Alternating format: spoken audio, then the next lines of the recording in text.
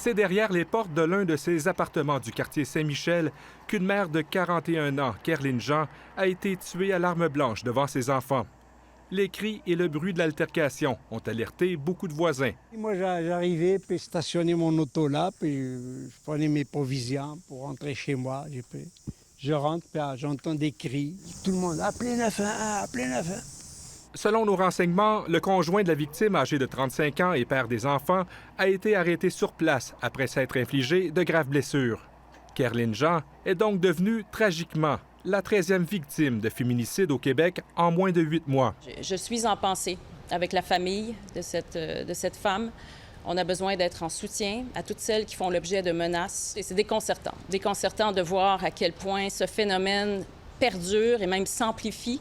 Malgré plusieurs réformes et la loi Gabi-Renault qui permet depuis juin d'obtenir les antécédents judiciaires en matière de violence conjugale d'un conjoint, le fardeau de la preuve repose toujours sur les épaules des victimes. Et souvent, les victimes vont pas vouloir venir témoigner à la cour et les plaintes n'aboutissent pas toujours à des condamnations. C'est aussi le deuxième féminicide à survenir en moins de 3 jours dans le quartier Saint-Michel, après le meurtre samedi de Laikana Singh, 44 ans, qui aurait été tuée par son mari dans leur logement de la 9e avenue.